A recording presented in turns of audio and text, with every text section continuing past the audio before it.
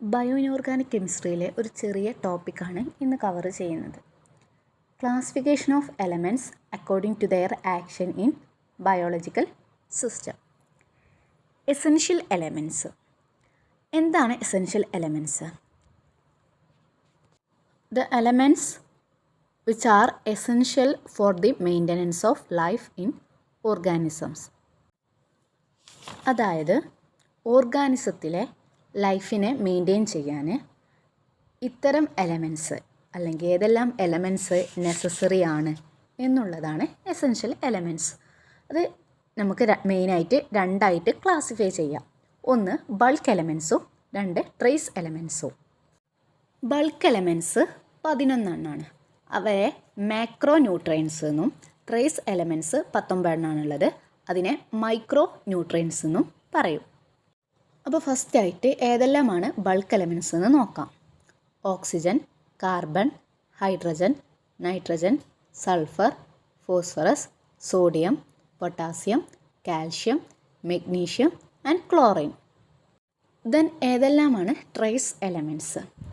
Iron, copper, zinc, manganese, molybdenum, cobalt, chromium, vanadium, nickel, cadmium, tin, lead, lithium. Then boron, fluorine, iodine, selenium, silicon and arsenic. ഈ trace എലമെൻറ്റ്സിൽ iron, copper, zinc ഒഴികെ മറ്റെല്ലാം ultra trace element ആണ്. Next നമുക്ക് excess and deficiency of some trace metals എന്ന topic നോക്കാം. അതിൽ first പറയാനുള്ളത് ഗ്ലൂക്കോസ് മെറ്റബോളിസം. ഗ്ലൂക്കോസ് മെറ്റബോളിസത്തിൽ ക്രോമിയം എന്നുള്ളതൊരു എസെൻഷ്യൽ ആയിട്ടുള്ള ട്രേസ് എലമെൻ്റ് ആണ്. ക്രോമിയം 3യും ഇൻസുലിനും കൂടി നമ്മളെ ബ്ലഡിലെ ഗ്ലൂക്കോസിൻ്റെ കറക്റ്റ് ലെവലിനെ മെയിൻറ്റെയിൻ ചെയ്യുന്നുണ്ട്. പക്ഷേ ക്രോമിയം 6 പറഞ്ഞ സ്റ്റേറ്റ് എന്താണ്? ഹൈലി ടോക്സിക്കും അതെന്താണ്? ആ സ്റ്റേറ്റിൽ അത് കാർസിനോജനുമാണ്. അപ്പോൾ നമ്മുടെ ബോഡിയിൽ ക്രോമിയം 3 ടോട്ടലി ആബ്സെൻ്റ് ആണെങ്കിൽ ബ്ലഡിൽ നിന്നും ഗ്ലൂക്കോസിനെ റിമൂവ് ചെയ്യുന്ന ആ ഒരു പ്രോസസ്സ് നോർമലിനേക്കാളും ലെസ്സർ റേറ്റിലാണ് നടക്കുക. അതായത് ക്രോമിയത്തിൻ്റെ ഡെഫിഷ്യൻസി ഗ്ലൂക്കോസ് മെറ്റബോളിസത്തിനെ ഡിസ്റ്റർബ് ചെയ്യുന്നു. ദെൻ മാംഗനീസ്, അതും ഒരു എസെൻഷ്യൽ ആയിട്ടുള്ള ട്രേസ് എലമെൻ്റ് ആണ്. ദെൻ അത് മെയിനായിട്ട് നൈട്രജനിയസ് വേസ്റ്റിനെ യൂറിയാക്കി കൺവേർട്ട് ചെയ്യുന്നുണ്ട്. ദെൻ യൂറിൻ വഴി എക്സ്ക്രീറ്റ് ചെയ്യുന്നുണ്ട്. അതുപോലെ തന്നെ മാംഗനീസിൻ്റെ ഡെഫിഷ്യൻസി സോയിലിൽ എന്ത് ചെയ്യുന്നുണ്ട്? പ്ലാന്റ് ഗ്രോത്തിനെ ഇൻഹിബിറ്റ് ചെയ്യും. അതുപോലെ തന്നെ ഇൻഫെർട്ടിലിറ്റിയിലേക്ക് നയിക്കും. ദെൻ അടുത്തത് കൊബാൾട്ട്. നമുക്കറിയാം വിറ്റാമിൻ B12 മെയിൻ കോൺസ്റ്റിറ്റ്വൻ്റ് ആണ് കൊബാൾട്ട്.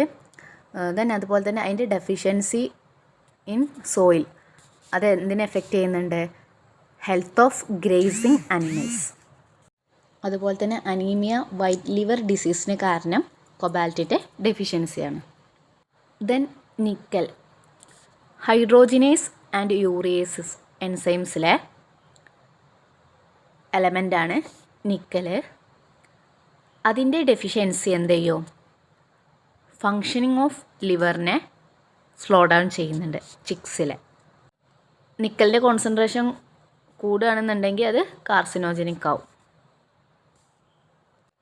ദെൻ കോപ്പർ, ലിവറിൽ സ്റ്റോർ ചെയ്തിട്ടുള്ള അയണിനെ നമുക്ക് യൂട്ടിലൈസ് ചെയ്യാൻ പറ്റാത്ത അവസ്ഥയിലേക്ക് നയിക്കും കോപ്പറിൻ്റെ ഡെഫിഷ്യൻസി.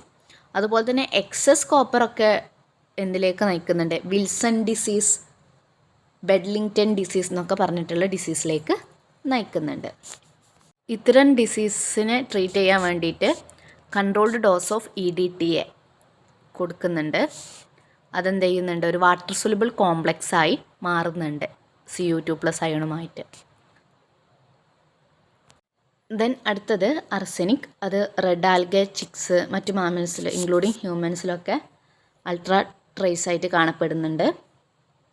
അതിൻ്റെ ഡെഫിഷ്യൻസി ഡിപ്രസ്ഡ് ഗ്രോത്തിലേക്ക് നയിക്കും. ടോക്സിസിറ്റി ആണെങ്കിൽ സ്കിൻ ക്യാൻസറിന്, അതുപോലെ തന്നെ ക്രോണിക് പോയ്സണിങ്ങിനൊക്കെ ചാൻസ് ഉണ്ട്. അടുത്തത് സെലിനിയം.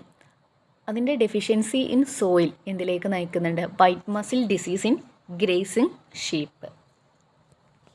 ദെൻ അടുത്തത് മോളിബ്ഡിനം. അത് നൈട്രജൻ ഫിക്സേഷൻ, നൈട്രേറ്റ് റിഡക്ഷൻ ഇതിനൊക്കെ യൂസ് ആക്കുന്ന എൻസൈംസിൻ്റെ ഒരു കോൺസ്റ്റിറ്റ്യൂൻ്റ് തന്നെയാണ് മോളിബ്ഡിനം. അതുപോലെ തന്നെ എക്സസ് ആയിട്ടുള്ള മോളിബ്ഡിനം എന്തിലേക്ക് നയിക്കും? കോപ്പറിൻ്റെ ഡെഫിഷ്യൻസിക്ക് കാരണമാവും. Then cadmium. അതൊന്നും ലിവിങ് ഓർഗാനിസത്തിന് അത്ര യൂസ്ഫുൾ അല്ല, ഹൈലി ടോക്സിക് ആണ്. അത് kidney failure, hypertension, anaemia, bone marrow disorder ഇതിനൊക്കെ നയിക്കും. Then iodine. അത് തൈറോസിനിലെ ഒരു കോൺസ്റ്റിറ്റ്യൂൻ്റ് ആണെന്ന് നമുക്കറിയാം. അതുപോലെ തന്നെ അതിൻ്റെ ഡെഫിഷ്യൻസി ഗോയിറ്റർക്ക് നയിക്കുന്നുണ്ട്. പക്ഷേ അയഡൈഡ് അയണ് എന്തല്ല, ടോക്സിക് അല്ല. പക്ഷെ അതിൻ്റെ എലമെൻ്റൽ ഫോം ആയിട്ടുള്ള I2 എന്താണ്, ടോക്സിക് ആവും.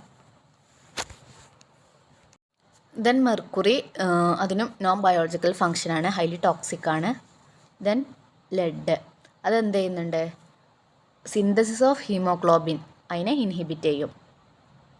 ദെൻ അയണിൻ്റെ ഡെഫിഷ്യൻസി അനീമിയക്ക് കാരണമാവും. അതുപോലെ തന്നെ അതിൻ്റെ ടോക്സിസിറ്റി ആണെങ്കിൽ അല്ലെങ്കിൽ അതിൻ്റെ എക്സസ് കണ്ടീഷന് ഹീമോക്രോമറ്റോസിസിനും കാരണമാവും. ദെൻ അതുപോലെ തന്നെ സിങ്ക്. അതിൻ്റെ deficiency dwarf growth, retarded, development of gonads ഇതിലൊക്കെ നയിക്കും. ദെൻ അതിൻ്റെ എക്സസ് അത് മെറ്റാലിക് ഫീവറിനും ഡയറിയ, വൊമിറ്റിംഗ് ഇതിലൊക്കെ നയിക്കും. ദെൻ കാൽഷ്യത്തിൻ്റെ ഡെഫിഷ്യൻസി മിൽക്ക് ഫീവറിലേക്ക് നയിക്കും. പിന്നെ അലുമിനിയം മെറ്റലിൻ്റെ എക്സസ് ആൽഷിമോ ഡിസീസിലേക്ക് ലീഡ് ചെയ്യും.